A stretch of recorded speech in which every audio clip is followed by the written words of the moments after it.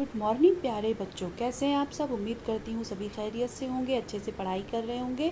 बच्चों, इस साल हमारा बोर्ड का एग्ज़ाम है, तो इसलिए हम कड़ी मेहनत करेंगे। कड़ी मेहनत के साथ इंशाल्लाह कामयाबी को भी हासिल करेंगे। ठीक है बच्चे, तो आज का चैप्टर कौन सा है? पानी की आलूदगी। अभी तक आपने उर्दू में, हिंदी में जल प्रदूषण पढ़ा होगा, इंग्लिश में वाटर पोल्यूशन पढ़ा होगा। उर्दू में आज हम क्या पढ़ेंगे? पानी की आलूदगी। बच्चे एक चीज़ ये भी सुन लीजिए कि ये आपका एक चैप्टर है, पानी की आलूदगी, यानी पानी में गंदगी कैसी होती है, कैसे उसे हम बचा सकते हैं, कैसे साफ़ रख सकते हैं। ऐसे ही इस पर एक मजमून भी लिखने को आ सकता है कि पानी की आलूदगी पर एक मजमून लिखें।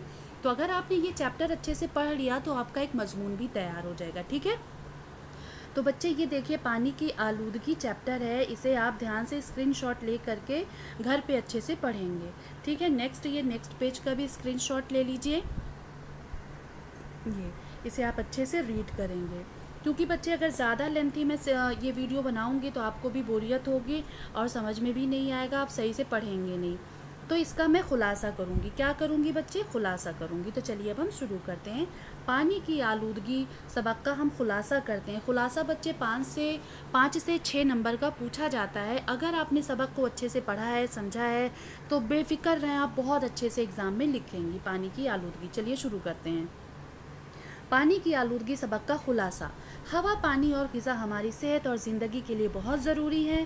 खाने को खुला छोड़ देने से मक्खियाँ, गर्दो गुबार उसे आलूदा कर देती हैं। आलूदा मतलब गंदा कर देती हैं।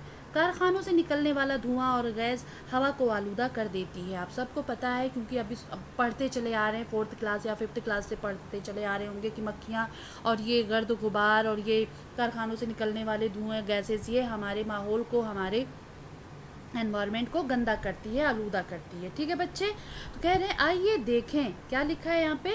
आइए देखें कि पानी की आलूदगी कैसे होती है। यहाँ पे बहुत ध्यान देने की ज़रूरत है, क्योंकि एग्ज़ाम में ये पूछा जा सकता है कि पानी आलूदा कैसे होता है। ठीक है, तो आइए देखें पानी की आलूदगी कैसे होती है, यानी गंदगी कैसे होती है, प्रदूषण कैसे आता है, उसमें पॉल्यूशन कैसे आता है। बावलियों यानी कुआं, तालाबों, नहरों के पानी से कपड़े धोए जाते हैं, जानवरों को नहलाया जाता है, इंसान भी वहाँ नहाते हैं। कौन नहाता है? इंसान भी वहाँ नहाते हैं। इस तरह इंसानों और जानवरों की सारी गंदगियाँ बावलियों और तालाबों में दाखिल हो जाती हैं, जिससे पानी आलूदा हो जाता है। बच्चे ये देखो कैसे पानी गंदा हुआ यहाँ पे, ये देखिए, बावलियों, तालाबों, नहरों, कपड़ों, ये देखिए यहाँ से ऐसे पानी ये गंदा हुआ। ठीक है, पानी आलूदा हो जाता है इन ज़रियों से। क्या फिर से सुन लो, ये क्वेश्चन पूछा जा सकता है। बावलियों, तालाबों और नहरों के पानी से कपड़े धोए जाते हैं, जानवरों को नहलाया जाता है, इंसान भी वहाँ नहाते हैं। इस तरह इंसानों और जानवरों की सारी गंदगियाँ बावलियों और तालाबों में दाखिल हो जाती है, जिससे पानी आलूदा हो जाता है। ठीक है बच्चे, आगे चलते हैं। फिर पूछ रहे हैं, नालियों की गंदगी, कूड़ा करकट भी बीमारियों का सबब बनते। सबब मतलब वजह, रीज़न बनता है। कारखानों से निकलने वाला मैल कुचैल और कीड़े मार दवाओं का छिड़काव भी पानी की आलूदगी में इजाफा करता है।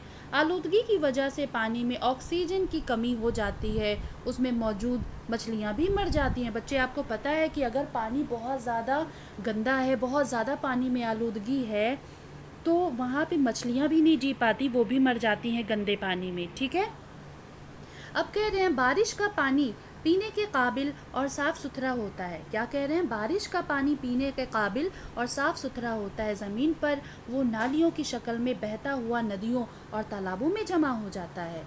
इस पानी में मिट्टी के ज़र्रात बच्चे, छोटे छोटे कण जो बहुत छोटे होते हैं, टीनी से दिखाई नहीं देते।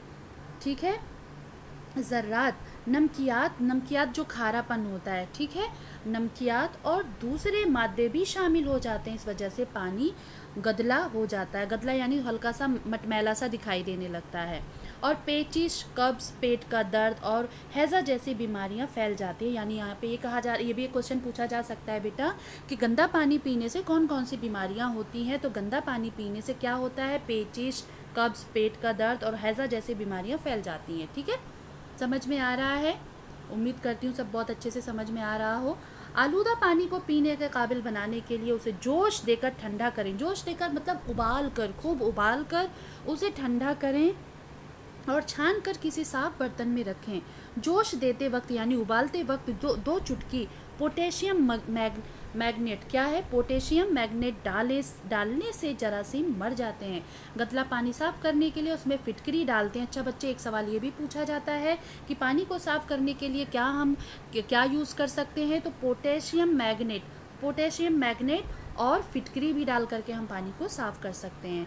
इस तरह मिट्टी के ज़र्रात तह में बैठ जाते हैं और पानी साफ़ हो जाता है। ये भी ज़रूरी है कि पानी के नलों को गंदी नालियों से दूर रखा जाए। यानी क्या कह रहे हैं? ये भी ज़रूरी है कि पानी के नलों को गंदी नालियों से दूर रखा जाए। तो बच्चे यहाँ पे मैं ये कहना चाहूँगी कि लेकिन प्लीज़ एक रिक्वेस्ट है कि आप चैप्टर को अच्छे से रीड करेंगे, स्क्रीनशॉट ले लेंगे, ठीक है?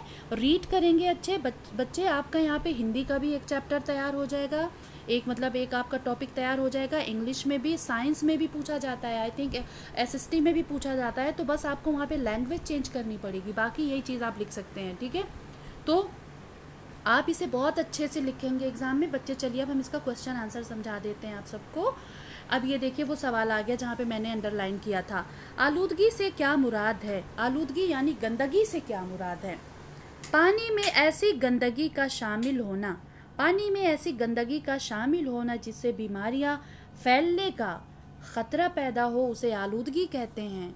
ये आलूदगी मक्खियों, बीमारियों के जरासीम, गर्द गुबार, कारखानों से निकले धुएं और गैसों से पैदा होती है। बच्चे बहुत इजी सा आसान सा सवाल है, लेकिन ये एग्ज़ाम में बहुत पूछा जाता है, ठीक है?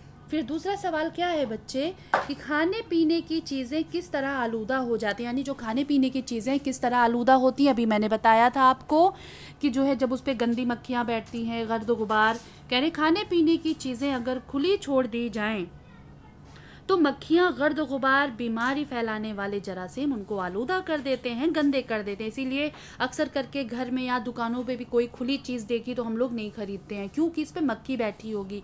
अभी खाना आप निकाल के रख दो डाइनिंग टेबल पे और आपने 1 घंटे तक खुला रखा तो खाने की हिम्मत नहीं पड़ेगी, घिन आएगी कहीं इस पर मक्खी ना बैठी हो। तो वही कह रहे हैं खाने पीने की चीज़ें किस तरह आलूदा हो जाती हैं। खाने पीने की चीज़ें अगर खुली छोड़ दी जाएँ तो मक्खियाँ, गर्द गुबार, बीमारियाँ फैलाने वाले जरासीम उनको आलूदा कर देते हैं। आलूदा मतलब गंदा कर देते हैं। बच्चे आई होप आपको समझ में आ रहा हो। तीसरा क्वेश्चन क्या है बच्चे कि पानी हासिल करने के कुदरती जरिए कौन कौन से हैं, यानी सोर्स ऑफ वाटर आपने पढ़ा होगा, पानी के स्रोत पढ़ा होगा, बचपन से पढ़ा होगा। वही यहाँ पे पूछ रहे हैं कि पानी हासिल करने के कुदरती यानी प्राकृतिक मेथड क्या है, यानी जरिया क्या है, कहाँ कहाँ से मिलता है। तो बच्चे पानी हासिल करने के लिए कुदरती ज़राए हैं, बावलियाँ यानी कुआं है, तालाब है, नहरें हैं, बारिश का पानी है, नदियाँ हैं, समुद्र हैं, बहुत सारी चीज़ें हैं। आप जितने भी हैं, नल, कुआं, ट्यूबवेल, जितने भी है सब लिख सकते हैं यहाँ पे। फोर्थ क्वेश्चन पे क्या है बच्चे कि पानी की आलूदगी किस तरह पैदा होती है, यानी पानी में आलूदगी किस तरह पैदा होती है। तो बावलियों, तालाबों, नहरों के पानी से कपड़े धोने, जानवरों को नहलाने, इंसानों के नहाने और फैक्ट्रियों के कचरे नदी तालाबों में मिलने से पानी की आलूदगी पैदा हो जाती है। उम्मीद करती हूँ बच्चों कि आपको ये बहुत अच्छे से तैयार हो गया हो। अब आते हैं हम 5वें क्वेश्चन पे। क्या पूछा है यहाँ पे कि शहर की गंदगी किस तरह दरियाओं में शामिल हो जाती है। दरियाओं मतलब नदियों में। शहरों की गंदगी नालियों के ज़रिए दरियाओं तक यानी नदियों तक पहुंच जाती है और इस तरह वो दरियाओं के पानी को आलूदा कर देती हैं, गंदा कर देती हैं। ठीक है बच्चे, ये बहुत इम्पॉर्टेंट क्वेश्चन है। ये बहुत ज़्यादा आलूदा पानी को पीने के काबिल कैसे बनाया जा सकता है, क्योंकि पूरी दुनिया में पानी की बहुत ज़्यादा किल्लत हो रही है। अगर आपके पास पानी है और वो गंदा है तो उसको साफ़ कैसे किया जा सकता है। तो बच्चे इस तरह के सवालात बहुत पूछे जाते हैं एग्ज़ाम में। तो अगर आपके पास गंदा पानी है तो आप उसे कैसे साफ़ करेंगे, तो ये चीज़ नॉलेज में होनी चाहिए। तो कैसे करेंगे, चलिए बच्चे देखते हैं। आलूदा पानी को जोश देकर ठंडा करें और छान कर किसी साफ बर्तन में रखें। जोश देते वक्त यानी उबालना, आप जोश नहीं लिखना चाहें तो उबाल भी सकते हैं। उबालते वक्त 2 चुटकी पोटेशियम मैग्नेट डालने से, ठीक है, जरासीम मर जाते हैं। गंदा पानी साफ करने के लिए उसमें फिटकरी डालने के बाद कपड़े से छान लेना चाहिए। इस तरह मिट्टी के ज़र्रात तह में बैठ जाते हैं और पानी साफ हो जाता है, पानी पीने लायक हो जाता है। ठीक है बच्चे, यानी आलूदा पानी के पीने के काबिल कैसे बनाया जाता है तो हमने पता किया कैसे बनाया जाता है। ठीक है बच्चे, उम्मीद करती हूँ कि आपको ये सारी चीज़ें बहुत अच्छे से समझ में आ रही हों। बच्चों, अब नीचे आ रहा है, सवाल पूछा है कि नीचे दिए हुए जुमले बनाएं। सेहत है, आलूदगी, जरासीम, दरिया, कुदरती, तालाब। तो बच्चे मैं बताती चलूँ कि इस चैप्टर में से जुमले बनाने के अल्फाज बहुत उठाए जाते हैं। तो ठीक है, सेहत, सेहत का क्या होगा, आप अपने हिसाब से भी बना सकते हैं, ज़रूरी नहीं है कि जो मैं दिखा रही हूँ वही बनाएं। सेहत मतलब होती है तंदुरुस्ती। सेहत मतलब क्या होती है, सेहत मतलब तंदुरुस्ती, यानी तंदुरुस्ती अगर न हो गालिब, तंग दस्ती अगर न हो गालिब, तंदुरुस्ती हज़ार नेमत है। यानी तंग दस्ती अगर ना हो गालिब, तंदुरुस्ती हज़ार नेमत है।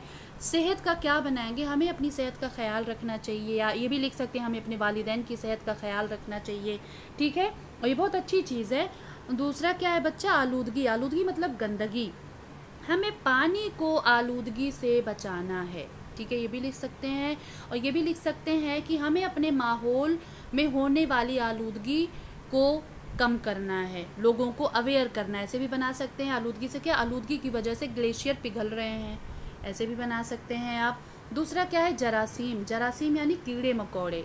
मक्खियों के ज़रिए जरासीम फैलते हैं। क्या फैलते हैं, मक्खियों के ज़रिए जरासीम फैलते हैं। ठीक। दरिया, नदी। जमुना एक बड़ा दरिया है। आप ये भी लिख सकते हैं कि दिल्ली यमुना नदी के किनारे बसी हुई है, ये भी लिख सकते हैं। कुदरती, कुदरती यानी खुदा का बनाया हुआ, खुदा का अता किया हुआ। तो कुदरती हुस्न काबिल तारीफ़ होता है, आप ये भी लिख सकते हैं। खुदावंद आलम करीम ने हमें बेहिसाब कुदरती चीज़ों से नवाजा है। ठीक है, जैसे हवा, पानी, ये सारी चीज़ें आप बना सकते हैं। तालाब, तालाब आप सब ने देखा होगा, छोटे छोटे गाँव में तालाब होते हैं, तो गांव में लोग तालाब में नहाते हैं, लेकिन अब तो नहीं नहाते, अब काफ़ी एडवांस हो गए हैं लोग, हर घरों में बाथरूम, वॉशरूम सब कुछ होता है।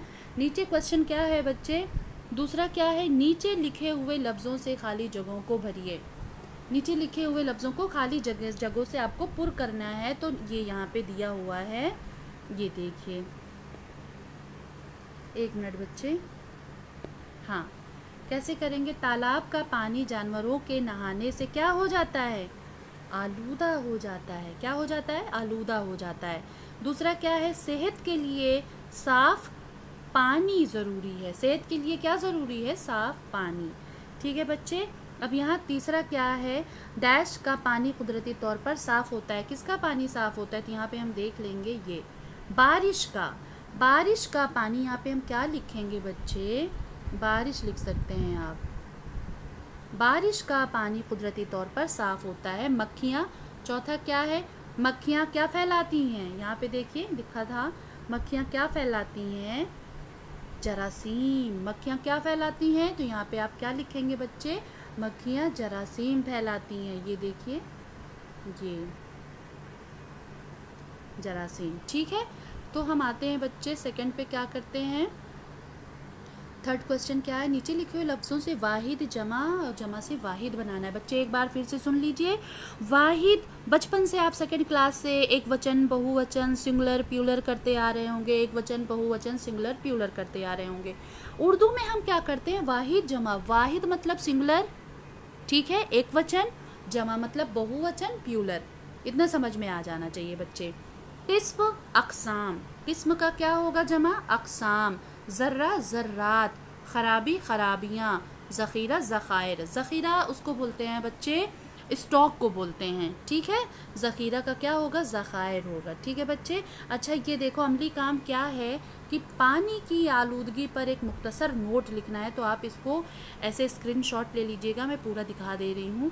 स्क्रीनशॉट लेने के बाद आप इसे कॉपी पे लिखिएगा ज़रूर। अगर ये आपने लिख लिया बच्चे, तो अच्छे मार्क्स मिलेंगे आपको एग्ज़ाम में। ये देखिए, स्क्रीनशॉट ले लीजिएगा। उम्मीद करती हूँ बच्चे ये चैप्टर आपको बहुत अच्छे से समझ में आ गया होगा, और आप सभी इसे अपनी कॉपी में करेंगे, और करके अपनी क्लास टीचर को, यानी अपनी सब्जेक्ट टीचर को इसे चेक कराएंगे। और बेटा चलते चलते मेरा चैनल लाइक, सब्सक्राइब करना ना भूलें। Thank you.